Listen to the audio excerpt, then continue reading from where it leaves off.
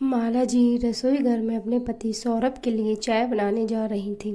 तभी डोरबेल बजी और वो दरवाज़ा खोलने चली गईं। जब दरवाज़ा खोला तो सामने बेटी और बहू खड़े थे। माला जी उनको देख थोड़ा आश्चर्यचकित हुई। बेटे और बहू ने नमस्ते कहा तो उन्होंने जवाब देते दरवाजे से हट उनको अंदर आने को बोला। वो पति के कमरे में गई। अनुराग और नेहा आए हैं। माला जी कमरे में घुसते हुए पति सौरभ जी से कहा। सौरभ जी ने अखबार चेहरे से हटाकर पत्नी की तरफ देखा, थोड़ा गुस्से से पूछा, तो वो लोग क्यों आए हैं? उनका क्या है यहाँ? थोड़ी तल्खी से बोले। आता हूँ बाहर, क्यों गुस्सा हो रहे? जाने दो। आपके बेटा बहू और अभी आगे पति से कुछ कहती जी कि सौरभ जी ने टोक दिया। बस करो माला, कितना सब्र करोगी? कभी तो जुबान से कुछ कह दिया करो, किस मिट्टी की बनी हो। सौरभ जी बाहर आए तो ड्राइंग रूम में अनुराग और निया, उनके बेटा और बहू बैठे हुए थे। पिता को देखते ही दोनों उठे और पांव छूने के लिए झुके। ठीक है बैठो, कहते हुए सौरभ जी एक सोफे पर बैठ गए। माला जी किचन की तरफ चल दी। जब तक माला जी चाय और कुछ खाने पीने लेकर नहीं आई तब तक कमरे में गहन चुप्पी छाई रही। माला जी ने पूछा, और सब ठीक है? आज 5 साल के बाद हमारी याद कैसे आ गई? अनुराग ने पहले माँ की तरफ देखा, फिर पापा की तरफ देखा और बोला, याद तो मम्मा बहुत दिनों से आ रही थी, पर हिम्मत आज ही कर पाए हैं आपके सामने आने की। और अनुराग अचानक उठकर पापा के पास गया और उनके पैर पकड़कर बिलख उठा। निया ने मुँह नीचे कर लिया, उसकी भी आंखों में नमी थी। सौरभ जी ने कुछ नहीं कहा। माला जी की आंखों में आश्चर्य था। कुछ पूछती कि अनुराग की आवाज़ आई, पापा थैंक यू शब्द बहुत छोटा है, पर आज आपकी वजह से ही मैं सिर उठाकर सबका सामना कर पा रहा हूँ। अगर आपने वक्त पर हमारी सहायता न की होती, 35 लाख ना दिए होते, तो पापा आज मैं जेल में होता। माला जी ने चौंक कर पति की तरफ देखा। 35 लाख? कब दिए? क्यों दिए? ये मुझे नहीं पता और आपने मुझे बताया भी नहीं। अब आश्चर्यचकित होने की बारी अनुराग और निया की थी। सौरभ जी की आवाज़ आई, हाँ नहीं बताया, क्योंकि तुम तब तनाव में आ जाती हो। जब मैं तुम्हें ये बताता कि हमारे साहबजादे ने लाखों रुपए लोन लिया था एक फाइनेंस कंपनी से, जिसे ये चुका नहीं पाया और कंपनी ने इस पर केस कर दिया था, तो मैंने वो चुका दिए बस। नहीं पापा, बस नहीं। आपको नहीं पता आपने हमारे लिए क्या किया है।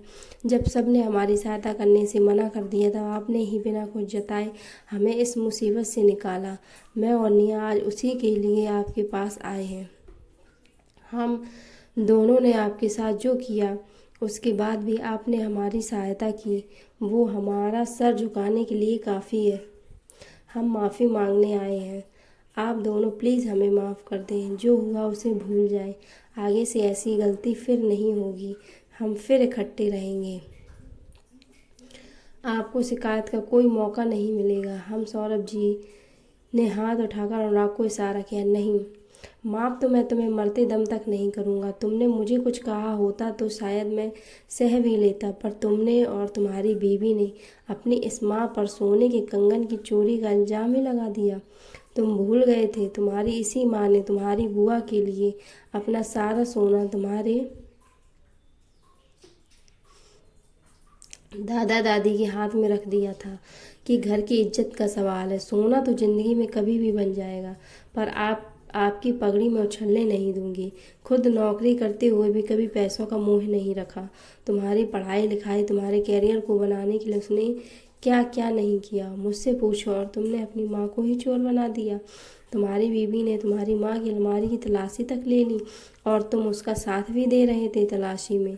तुमसे एक बार भी विरोध में कुछ कहा नहीं गया।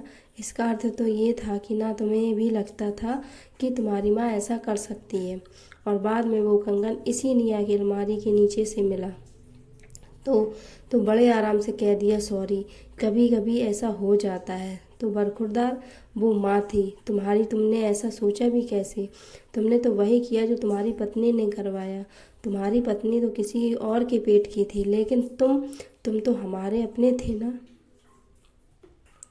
माँ को रुसवा करने में तुमने कोई कसर नहीं छोड़ी। ये बात तो मैं ऊपर जाने पर भी नहीं भूलूंगा। और माफ़ी तो बहुत दूर की बात है, मैं तो तुम दोनों की शक्ल भी नहीं देखना चाहता। साथ रहना तो भूल ही जाओ। आज मुझे मेरा ईश्वर भी आकर कहेगा ना कि इसे माफ़ कर दो, तो मैं उसे भी मना कर दूंगा। इस देवी का अपमान मेरे स्वाभिमान पर एक चोट है। इस हो सकता हो सहायता भी इसलिए की, और हाँ, सहायता भी इसलिए की थी कि अगर तुम्हारे जेल जाने की खबर इसे मिलती तो ये उसी दिन ऊपर चली जाती, और मैं इसे खोना नहीं चाहता। तो वो सब मैंने तुम्हारे लिए नहीं, अपने लिए किया है। हाँ, अगर तुम्हारी माँ तुमसे मिलना जुलना चाहती है, तुमसे रिश्ता रखना चाहती है, तो ना मैंने पहले मना किया था ना अब करूँगा। फैसला उसका है, कोई दबाव नहीं है। पर मुझसे तो दोबारा जुड़ने की उम्मीद भी मत रखना। कहते हुए सौरभ जी उठकर घर से बाहर ही निकल गए। अनुराग ने माँ की तरफ देखा तो माला जी बोल उठी, बेटा शायद तुम्हें ये बात का अभी नहीं समझ आएगी, पर जब तुम खुद बाप बनोगी तब समझो कि औलाद का एक गलत कदम ही माँ बाप को तोड़ने के लिए काफ़ी होता है। माँ बाप तो अपने ही होते हैं, बस औलाद ही बदल जाती है। कमरे में चुप्पी का ये आलम था कि सुई भी गिरती तो आवाज़ हो जाती। माला जी भी कमरे से निकलकर अपने कमरे में, क्योंकि बेटा और बेटी की मोहब्बत अपनी जगह, लेकिन उनकी भी कोई इज्जत थी अपनी नज़र में। अगर आज वो बेटे को माफ़ कर देती तो खुद की नज़र में कभी नहीं उठ पाती। निया और अनुराग भी उठकर अपने घर चले गए। अब उनकी यही सज़ा थी कि माँ बाप की माफ़ी के बिना ज़िंदगी गुजारनी है। बच्चों को अपने माँ बाप को कुछ कहते हुए सोचना चाहिए। जो माँ हमें हर धूप छाँव से बचाती है, हमें उसको चोर कैसे बना सकते हैं। हमें खुद से शर्म आनी चाहिए। कैसे हम अपने माँ को ऐसा बोल सकते हैं। हम बच्चों को थोड़ा सोचना समझना चाहिए। कुछ कहते हुए माँ बाप को हंसती है जो कभी अपने बच्चों को बुरा नहीं चाहते हैं। तो हम बच्चे कैसे माँ बाप के लिए अपशब्द इस्तेमाल कर सकते हैं। दोस्तों, कैसी लगी हमें आपको ये स्टोरी, कमेंट बॉक्स में साझा करें, और ऐसी स्टोरी सुनने के लिए हमारे चैनल को सब्सक्राइब करें।